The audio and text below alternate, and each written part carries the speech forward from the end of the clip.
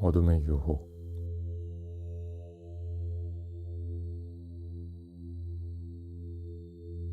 평소에는 대수롭게 여기지 않던 것이 어느 날 갑자기 큰 놀라움으로 비치는 수가 있다. 이리하여 인간은 눈을 떼게 되는 일인지도 모른다. 수년 전의 겨울날이다. 나는 망연히 서산을 쳐다보고 있었다. 어느새 해가 지고 있었는데 해가 떨어지기가 무섭게 산이 캄캄해지는 것을 보고 놀랐다. 동시에 사방이 어두워오는 것을 눈여겨보고 있었다. 겨울의 석양이란 그렇게 쇠잔한 것이며 일몰과 더불어 그 시기를 기다렸다는 듯이 들이닥치는 어둠의 장막은 눈 깜짝할 사이에 모든 것을 삼켜버리는 것이 경이로운 일로 새삼 비친 것이었다. 그건 조금도 이상한 일이 아니다. 그러나 그때의 느낌은 평생 처음 당하는 것처럼 여겨졌다. 그리하여 여태껏 잊혀지지 않고 있다. 다음 순간 우수수 삭풍이 일고 겨울철의 비애가 벼랑과 엄습해 몸을 자각했다. 인간은 본래 나그네라는 것을 뼈저리게 깨달은 것도 그때였다. 비정한 바람이 나의 무감각을 일깨워 주었다. 지난 봄 경주에서 부산으로 밤에 돌아오는 일이 여러 번 있었다. 밤의 드라이브였다. 처음엔 그저 따분했다. 그러다가 나중에는 느낀 것이 있었다. 경주의 고적들을 천년 묵은 침묵과 어둠 속에 잠자게 한 채 승용차는 고속으로 달리고 있었다. 들이 있고 산이 있고 덜어는 빛도 있었지만 어둠을 바라보는 것이 차츰 눈에 익숙해지는 것을 느끼고 있었다. 어둠은 가만히 있다가도 문득문득 동그맣거나 뾰족한 작은 산이 위협하듯 나타났다가 순식간에 지나가곤 했다. 한편 큰 산들은 큰 덩어리가 되어 어둠을 멀찌감치 지키고 서 있었다. 그렇게 묵묵히 지키고 서 있어야 작은 덩어리의 어둠이 지탱하는 것 같았다. 기묘한 조화를 이루고 있었다. 그게 안정일는지 모른다. 그러는 사이에 작은 것들은 연이어 치달아와 금세 사라지곤 했다. 나는 이런 변화를 가만히 응시하고 있었다. 어둠은 본디 삼키지 않는 것이 없는 것이다. 어둠의 포용력은 무한대인 까닭이다. 그것이 팔을 벌리면서 삼라만상이 그 속에 들어가 고요해진다. 그리하여 공간은 어둠 속에서 숨을 죽인다. 그때 공간은 태고적인 침묵으로 되돌아가려고 한다. 이런 뜻에서 이 무한한 공간의 영원의 침묵이 나를 두렵게 한다는 파스칼의 말은 어쩌면 그가 어둠을 직시하고 탄식한 말이 아닐까. 어둠만큼 큰 광장도 없으리라. 들판도 물론 산도 이 광장에 들어가지 않을 수가 없다.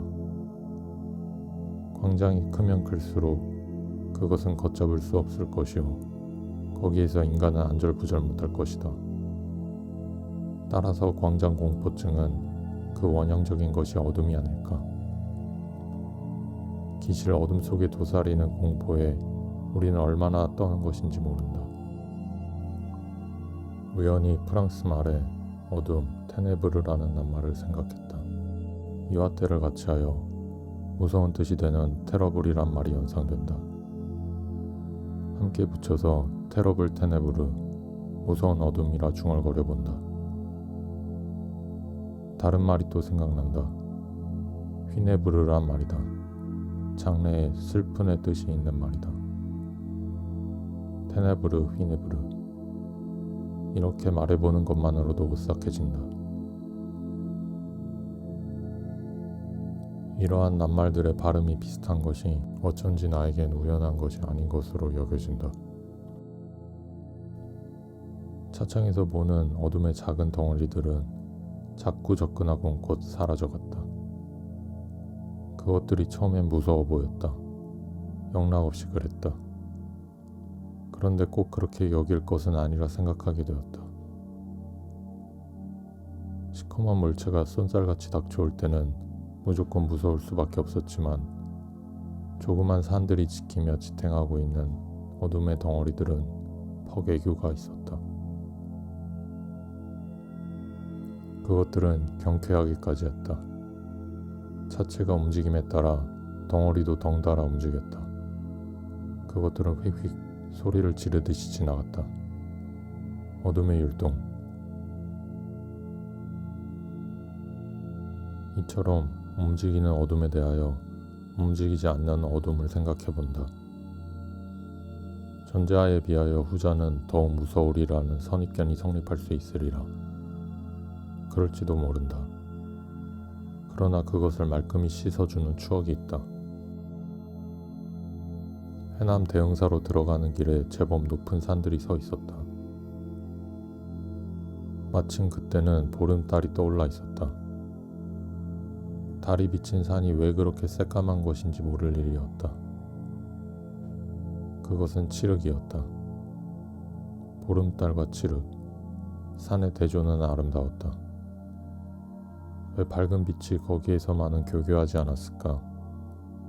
별도 구름도 없었는데 그 전경이 그지없이 아름다웠다.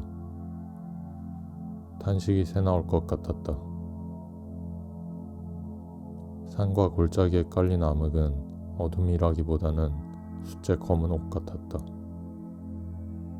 그 속에 담긴 고요가 얼마나 클 것인가 하고 마음이 끌렸다.